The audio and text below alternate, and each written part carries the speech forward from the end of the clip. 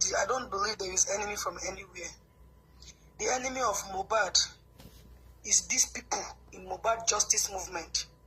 And the first person is Muyiwa. You understand? And every other person saying nobody should call Muyiwa name. Muyiwa is not for justice. And quote me anywhere. I'm done doing Mohbad. I'm done. Because if they have shot me and killed me there, they will still analyze my matter. I want to show my boom. I want to tell my money. I said, I'm not an hypocrite though. No, none of all these people can even do a pitch to me.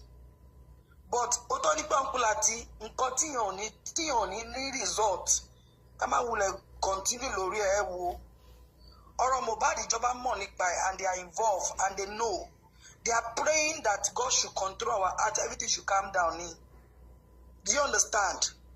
I want one movement to war. Let me tell you from today, I know they fear anybody. I know they fear this injustice. If you don't pay on Gidi one, no, I say hypocrite. How can you send me a message telling me anything I see?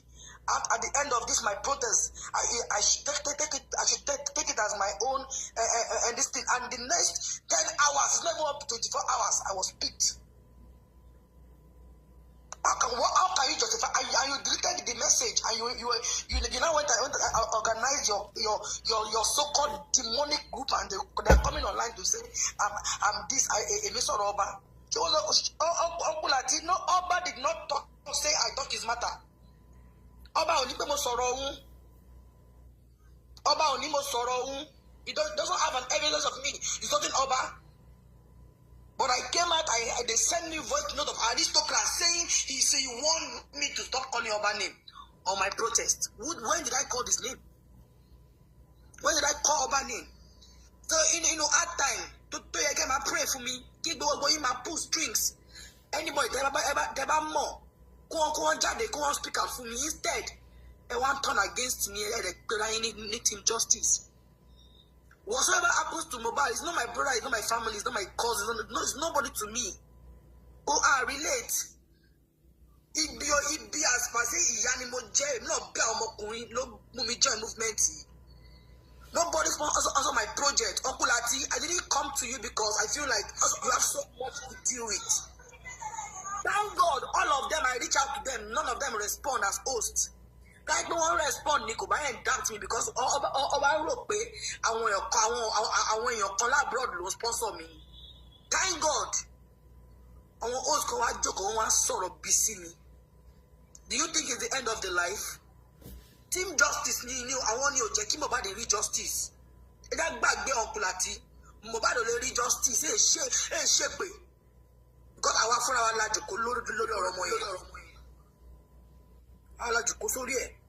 how can they go and pick my printer? Who knows the printer's number? Who knows this my printer? In that whole market, it's a printing press. It's not a shop. It's a printing press. And they locate his number. And they could not locate my own number myself. They located his own number. Through who? It's not Bayo. And Bayo told me a night that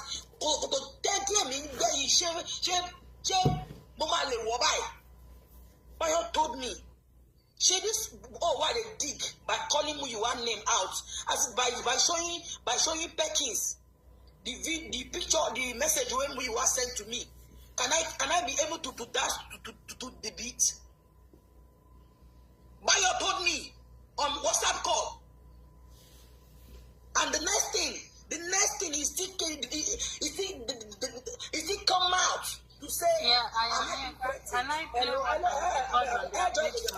just sorry, Joe. No. Can't anybody no phone. I can play what they said about that printer guy. I can play it for you. I have Madam, am I you? I don't give no respect here. Okay. Uncle Ati, the printer is not on TikTok. Does not have anything to do with justice for Mohbad.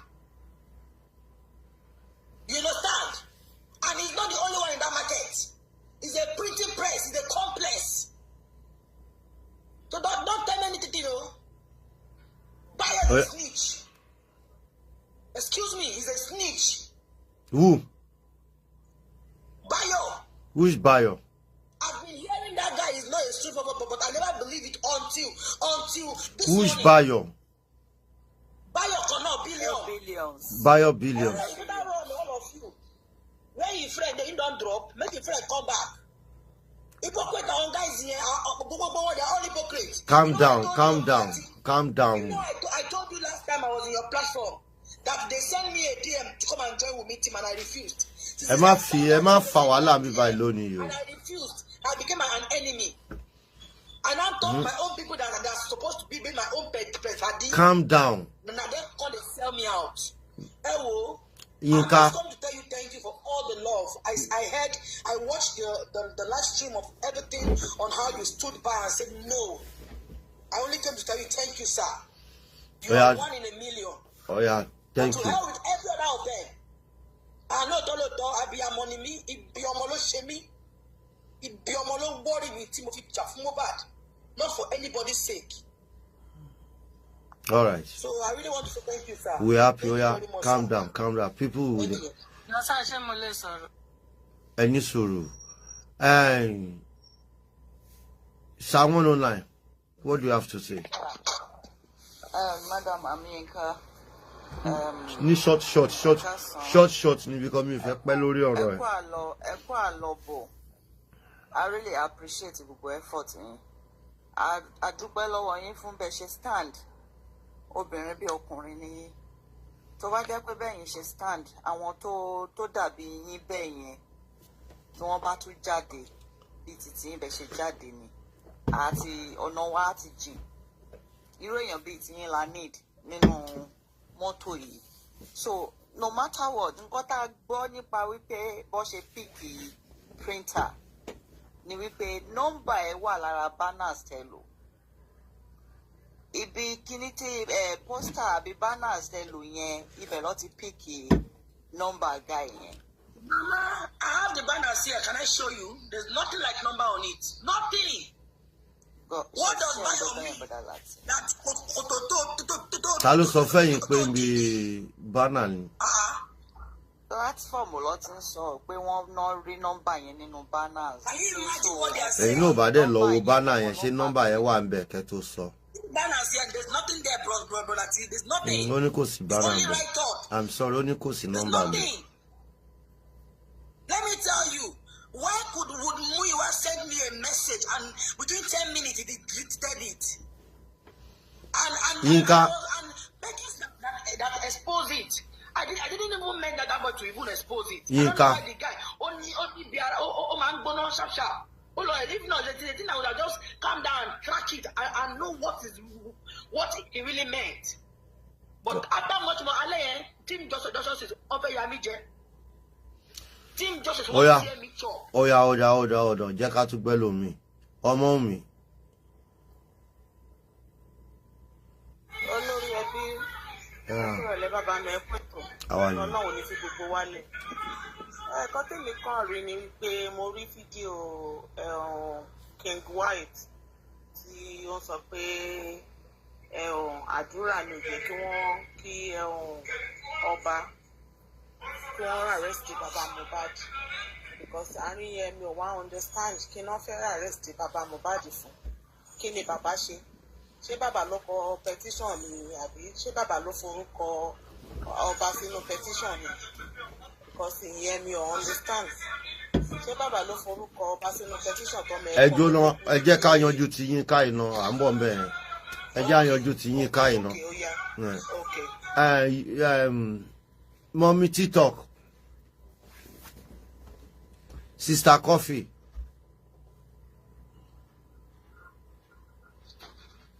Hello. Ẹ ṣé wà.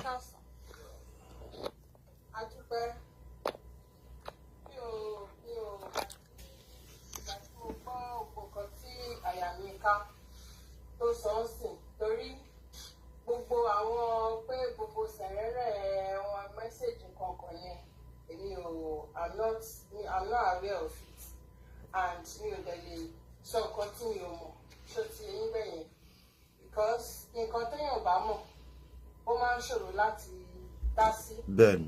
Ó but the only part tèmi fẹ́ sọ ni wípé because I am in council wọ́n claim pé any other person apart from olórí ẹbí pé nobody stood by her, which is wrong. No, mommy. Just told you. Mommy, I just told you that I came here to tell Olori Ebi thank you because all the fight, and I was mentioning name when this lady said, hold on. Of course, you know I will come to your platform. You know I will come to your platform. Please, don't even go there. You are not part of them. I know what I'm saying.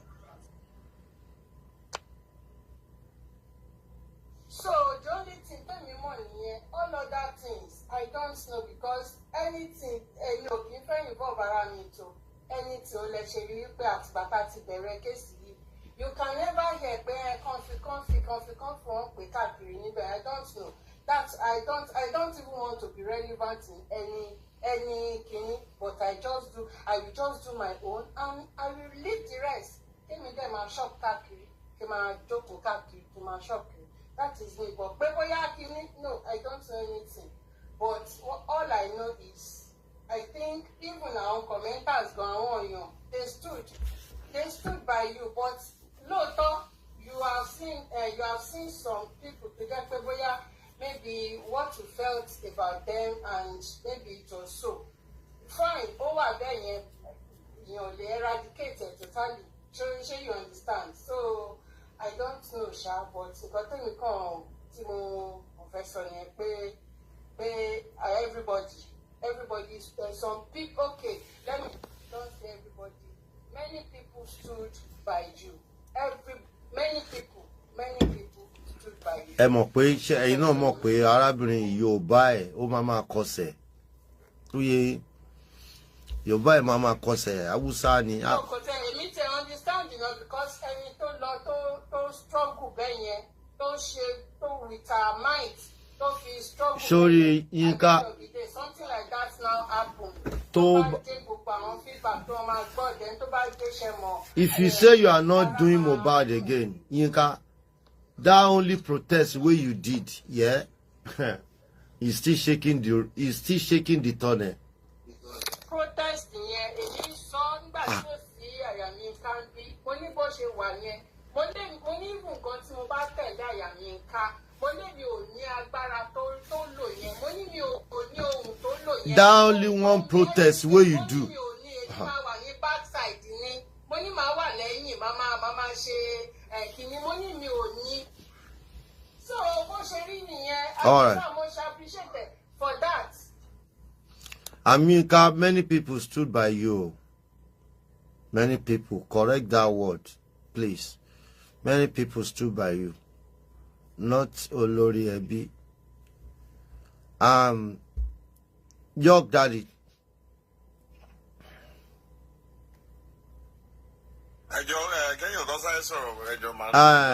Onifade. Oh yeah, it was sir. Mo fẹ́ play voice note tí mo record lórí page àwọn tèmi nígbà tí ẹ má play nǹkankan ẹ jẹ́ sọ̀rọ̀. ẹ jẹ́ kí n ṣẹ́ẹ̀rí tí mi bá play sister Yinka wọn ní understand nǹkan tó ń ṣẹlẹ̀ because mo wà surprise pé wọ́n sọ nǹkan tó ń sọ yẹn tí ó dẹ̀ rí bẹ́ẹ̀ so bí wọ́n ṣe arrest wọn bó ṣe get wọn yìí everything mo record ẹ̀ nígbà táwọn people yìí tó ń sọ lórí page wọn ẹ yẹ kí n play ẹ kan lè gbọ́ ẹ jọ sá. They play 2 minutes. The whole time, something will happen. Let something happen and see what will happen. My dear, I know you are not disobeying. What happened? What done there? You go. Am I down? About to get to know what you call. Shut up. There was a time I was looking. That's why I wanted to put near my too. Kilo Sene. Hello, Kilo Sene. Kilo Sene. Hello. àbí kí ọkọ ẹ̀ kò sí ìpàdé máa jọ. àní tó bá jẹ́ àbúrò tí ọkọ ẹ̀ kò tiẹ̀ ní jáde síbẹ̀ yìí sí pé tó bá tún ayé ẹ̀wà kò ní ṣerú ẹ̀ mọ̀. Then look at listen to that Edo man speaking about how his father or what how Tim Wunmi and what to say ọkùnrin yẹn ń tiẹ̀. First of all, he's a misogynist. It's not about Wunmi's problem.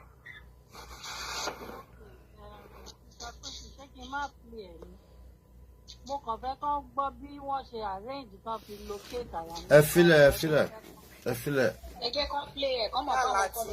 Ó máa dá kí wọ́n kí àyàmíkà mọ ibi tí ọ̀rọ̀ yẹn ti wá gangan. Kí n send ẹ̀ sí wọn, bóyá kí n send ẹ̀ sí wọn. Play ẹ̀ kán mọ̀ pé àwọn kọ́ lọ lọ́hùn. VM ten play sí òru mọ́júmọ́ Saturday ni wọ́n ti send ẹ̀ sí mi. Eléyìí ten play sí. I know all these things, but VM yìí kò show. There is nothing. If you play the 4 VM, it's a 4 VM. If you play the 4, there is nothing that sold. See, let me tell you, I am not an hypocrite. And that's why I don't have a friend. Me, Lord. You understand? Báyọ̀ tó fún mi pé kòtò tí mò ń gbẹ́ yìí pé nígbà tí wàhálà ìbá dé ṣé màá lè wọ̀ ní some hours before that night. Mo tún wá sí on live lálẹ́ nígbà tí mo rí pé ọ̀rọ̀ Perkins tó sọ ó fún ma mú problem wá.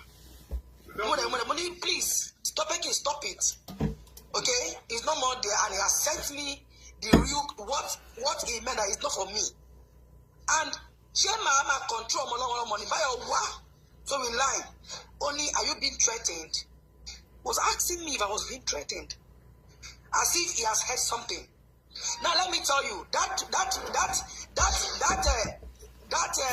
preacher guy whose number was not in anywhere on that banner.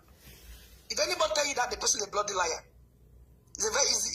All the banners, there's nowhere the name or picture or number was appeared. Now let me tell you, Bayo and I have 4 friends. Bayo is one of them that I formed a small group with on WhatsApp. I ask for advice. They tell me what to do. If at all I'm going wrong, I say, okay, see my challenge, they'll tell me, okay, this is what we'll do. And that I called that boy to a meeting in that group. Do you understand? With what he has told me, compared to what happened less than 8 to 10 hours after, let's say 16 hours after, nobody will tell me Bayo doesn't know about it. Sorry. Mistake, sorry. Nobody will tell me Bayo does not know about it. Nobody will tell me. I told you guys, it's not everybody you go use Yoruba sense for. Yes, I'm not that kind of a person. I think deep. I'm a deep thinker. And immediately this thing happened, I heard what he was going to plan for and saying, aristocrats ever called me and tell me anything, or even chatted me before. I heard what they said. He said that he sent people to me and he warned me that on my protest I mentioned Oba Elegushi. Where did I mention him? Bayo told me the same day on the protest that why did you mention? I said I did not mention Oba Elegushi. He said they said you mentioned Oba Elegushi name. Where did Bayo hear that word? All of you hear the VN from the channels. Where did I mention Oba name there? Oba sets me up. For the record, Team Wunmi, Oba never arrested me for cyber bullying. It was the protest I did, and they said I have a sponsor. I should go and bring them. Okay? So now I don't know who are the people that told them I have a sponsor. Because I don't have a sponsor. Thank you for that clarification. Thank you for that clarification. So Uncle Ati, I'll be leaving now. You guys stay well, eh? And be safe. Save time, please. Wait now, do now. So Timba Ajani, ṣé wọ́n ní kó má ṣe justice.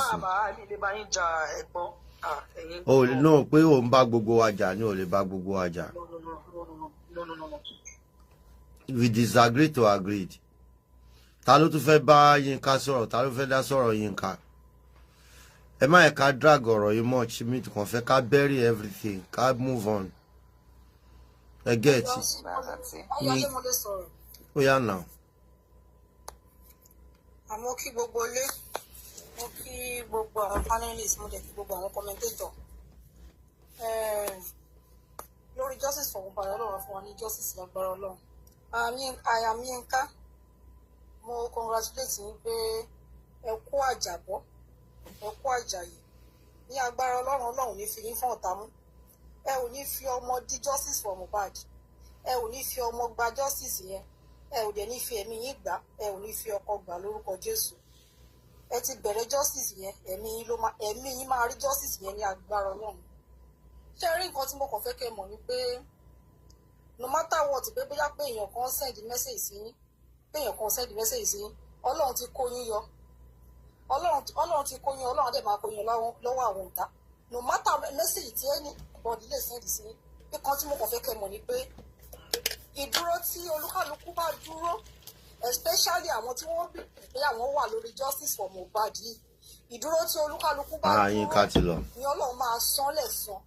Anybody, ẹnikẹ́ni yòówù tí ìbá jẹ́ nínú justice tó ń sọ pé justice làwọn, tí ì ṣe pé wọ́n fojú hàn síta bí àwọn tí Wùmí, tó jẹ́ pé wọ́n wà nínú justice, ṣùgbọ́n tó jẹ́ pé kì í ṣe justice ni wọ́n fẹ́, tó jẹ́ pé snitch ni wọ́n, tó jẹ́ pé anti justice ni wọ́n, ṣùgbọ́n tó jẹ́ pé they are green snake under green grass, tó jẹ́ pé àwọn ọ̀tá ni wọ́n, tí wọ́n àwọn ejò tó fara jọ koríko ni wọ́n. Bí ògo ti ń jẹ́ ti Ọlọ́run, gbogbo ipa tó bá kó lórí justiceformohbad Ọlọ́run á san wọ́n lẹ́san lórí àwọn ọmọ. So ẹ̀kọ́ nídìí láti máa drag ẹ lọ títí pé bóyá pé èèyàn kan send message àbí pé èèyàn kan send message. Ìdúró tó olúkálukú bá dúró bí Ọlọ́run ti wà tẹ́ni ẹ̀dẹ̀ ń bẹ. Ìdúró tó olúkálukú bá dúró nínú justice gangan. Ìdúró tó olúkálukú bá dúró Ọlọ́run máa san wọ́n lẹ́san. Kí wọ́n ṣe lórí tiwọn, lórí àwọn ọmọ wọn ni wọ́n fi máa gbarú ẹ̀san bẹ́ẹ̀. Irú ẹ̀san yẹn Ọlọ́run máa sọ fún wọn lórí àwọn ọmọ wọn bí ògo ti ń jẹ́ tọlọ́run tí ò dẹ̀ rí yé padà. So ẹ má kàn wọlé bọ́dà mo kàn fẹ́ jẹ́ kó jẹ́ let go.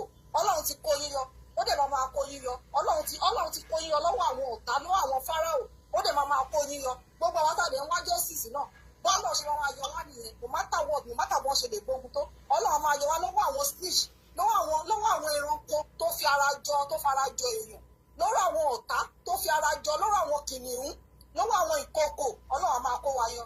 Ọlọ́run ti kó yíyọ, Ọlọ́run á túbọ̀ máa kó yíyọ. So ẹ má kàn mẹ́nu pa, ẹ má kàn tẹnu mọ́ dù mọ́ pé bẹ́ẹ̀ yàn kan send message, ó ti sọ pé òun send adẹ̀ ti gbà bẹ́ẹ̀ pé kò send message, àti ìgbà náà nìyẹn pé kò send message. But ìdúró tó olúkálukú bá dúró nínú justice, ogun àwọn aṣọ olúkálukú lẹ́san lórí ọmọ.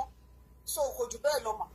Ẹjọ́ ẹ má kàn bí wọ́n dẹ̀ fẹ́ kẹ́ mọ̀ pé nígbà tó fi mú yín níbẹ̀ yẹn, tó statement tẹ́ lò yẹn ló kàn fi ti sọ̀rọ̀, Mr. Kan fi ti sọ̀rọ̀, statement tẹ́ lò yẹn pé bóyá gbọ̀dálà àti àbí platform wọn nìkan. No, most of people ni wọ́n jà nítorí tí wọ́n sọ pé ẹ̀yin gan tí wọ́n mú yín ni wọ́n fẹ́ fi fa wàhálà, tó yẹ pé ọ̀rọ̀ yìí ti yín gangan ló tiẹ̀ tó wá kálukú lára jù. Most of people ló wá concern about you, tí àwọn èèyàn dẹ̀ sọ̀rọ̀ yìí pé ẹ̀ ń breastfeed ọmọ lọ́wọ́, something like that. So ẹjọ́ mo kàn bẹ̀ yín ni, ẹ má lo language yẹn mọ́. Ẹjọ́ Ọlọ́run ti yọ yín, Ọlọ́run tó ti yọ yín inú ìkẹ́kọ̀ọ́ àwọn pẹyẹpẹyẹ lẹ ti ń bọ̀ yẹn. Ọlọ́run tó ti kó yín yọ nínú ìkẹ́kọ̀ọ́ àwọn pẹyẹpẹyẹ yẹn, Ọlọ́run túbọ̀ máa kó yín yọ. Bó bá ṣe ń tírè yín, bó bá ṣe ń tírè yín, wọ́n máa mú òfin, wọ́n máa pòfo ni, bóògbó ti ń jẹ́ tọ́lọ́run. All right, thank you. Bayo Billion kí ló ṣe? Mo rò pé mi lọ́kàn ni. Ó yá sọ̀rọ̀ ìwọ ló náà ti sọ̀rọ̀. Sorry, good afternoon, everyone. I wish Yinka is here so that I will say this, but I believe she can hear me.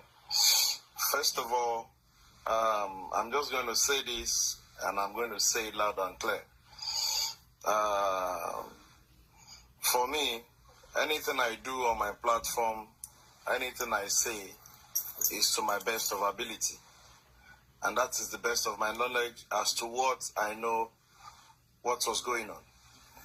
On my platform, when that protest happened, that peaceful walk, Yinka was celebrated. And before then, when I heard about this protest, I asked the contact person that was telling me about this process, who started, how was the planning, and all. And this same name that you mentioned, Bayo Billion, was part of the behind that peaceful work. It was part of it from beginning till it was done. Now the question is, I ask myself, I'm not Ayamika, you're human. God bless you for everything you've done for Justice for Mohbad. Let me go this wrong quick. Even today, if you said you're no more doing Justice for Mohbad, it is what it is. What you've done is it will be rated as your legacy, and which we will not forget. And I'm sure Mohbad will never forget about that as well. Anything we do in life, let us note that a day will come, a day of reckoning will come, that everybody should stand and account for whatever we have done. Now, let me pick it from where you started from this platform. Because I listened to you earlier on when you were having a conversation with Perkins. And I'm listening to you again here. And the first thing you said that, Olori Ebi, thank you for standing by me. Amongst everybody, you are the only person I was told that stood by me. And for that, I asked myself a question. What is the motive behind people telling you that it was only Olori Ebi that stood by you? What were they trying to preach to you? You were not in the public space. You were not with your freedom then. Then why will somebody, when you're out, why will somebody wants to tilt you against people that actually stood by you? Now the fact remains that for the first statement you made, I knew that they must have been feeding you, and the people that were feeding you were creating a narrative for you, and they were not being sincere. I can tell you categorically that there is no platform for Justice for Mohbad, that your matter, that they didn't talk about you, what they are going to do, how they are going to help you. How will I be only me on that huge? Let me just learn. Let me say this. Even on this same aristocrat that you said, he said something against you. I don't know what he said. I've listened to his platform. Facebook. Lady Aries they were talking. Facebook. Help you out of this thing. So, anybody that has come to you, you need to be very careful here. Anybody that has come to you and painted that narrative that everybody on TikTok abandoned you, and it's only Olori Ebi that was looking for you, concerned about you. That's a lie from the bottom of hell. 100%. That is a lie. And don't let us flog this. Don't let us flog Don't let us flog it. The truth must be told. Not everybody, 70% of people, 100% of people on true justice, 100% of people on true justice were just behind you. The people that were praying for you, the people that was having sleepless night calling, how many we call, stood by you. And the fact that today you are able to come out and regain your freedom, we say glory be to God and glory be to the people God used. It is expedient that this kind of a thing will happen, because I believe I was on a platform. Let me say this. I was on a platform, and if Ayamika is listening, please listen good. I was on a platform. I was on Paparano platform. I'm not supposed to mention him, but please permit me, so that we keep setting the record straight. I was on the Paparano's platform when they were deliberating on how they can be of help.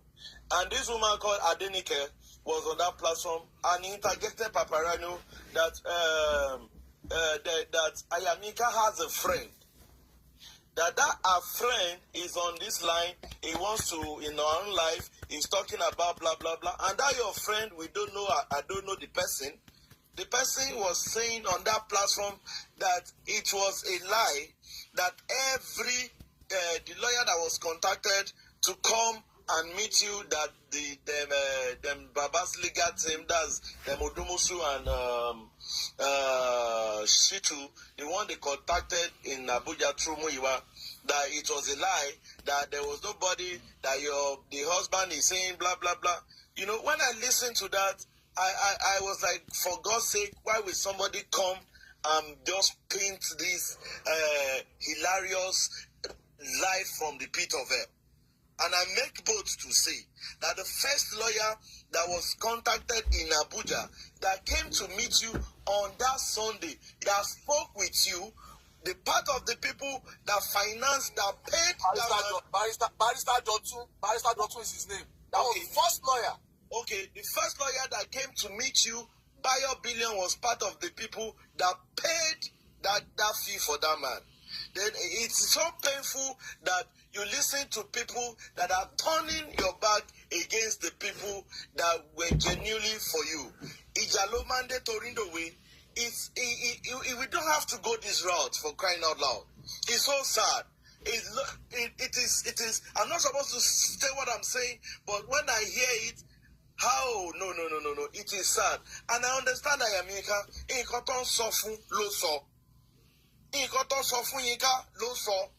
And it's not our fault. But these people that keep saying this thing, they are not even helping. In all honesty, they are not being honest. Glorious. They are not truthful.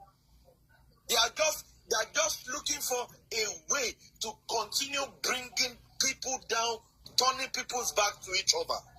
And it's sad. It is very sad. It is absolutely sad. I am not here to defend anybody. Whatever the question anybody asks you is between you and that person. But you and I know that when this protest was coming up, there were people that you guys sat down and you have one-on-one and you guys talked about it. There were brains behind it, and they supported financially with their sweat, with keep communicating. And when it was a success, that movement was a success. We all celebrated you. We even forgot the people that were behind the scene. We all celebrated you. And when the unforeseen happened, nobody prayed for it. Nobody prayed for it. Let me show you. When the whole thing came on board about text message, Muyiwa sent message, Muyiwa did not. They called me that you quickly, and I told them let me share you. And I was having fun. Not until somebody called me and I had to tell Bayo Billion behind closed door. I said, after my investigation, that was before that message, if it was, the intention was not blah, blah, blah, I will call out Muyiwa. And I called some people in the group. I was not in any group. And I asked them, please, the message that was sent to you, can you forward it to me? And they forwarded it. And I saw that it was the same message. Anybody can make mistake. You yourself, you came on board and said, this man actually said it was a mistake. And I say it, and I'm saying it again. If truly, Tabani Ekosino Serawala at all, Lati should not send me a message mistakenly, and I will read meanings to it. But thank God we are here, we are today. Thank God you are being free, and I want to thank you for all you have done. Whatever decision you make as regards to Justice for Mohbad, my sister, let me tell you, when you started Justice for Mohbad, you did not inform anybody. When I joined, I did not sign with anybody that I'm coming in. If I'm going to take a bow on Justice for Mohbad today, I don't need to seek consent of anybody. I'm just going to leave. Because any more reason to Kuru. So likewise, if your opinion and if your decision you have taken, we'll pray that God Almighty will continue to be with you. You're a true mother indeed. You're a good wife. Let me say this again. let me say this again. I appreciate your husband because for a couple of times I was on a call with her when this whole thing started, and I appreciate him and I appreciate you also because you're a good wife. You stood for a good cause, and like what I'm saying. If Wunmi has stand up firm and fight for his husband like this, we wouldn't be where we are today. For me, you've laid a legacy in justice for mohbad, and I can assure you that in history, when history beckoned on the great fighters, the great heroes about this justice for mohbad, history will not forget your name, Ayaminka. History will not forget your name. History will not forget Veron's name. History will not forget Westo's name. History will not forget Arifa's name. History will not forget everybody. If you have done good, history will not forget you. If you have done bad, history will not still forget you. Thank you. On this note, I drop my mic. Thank you very much. Yeah, you can go. Thank you, Daddy.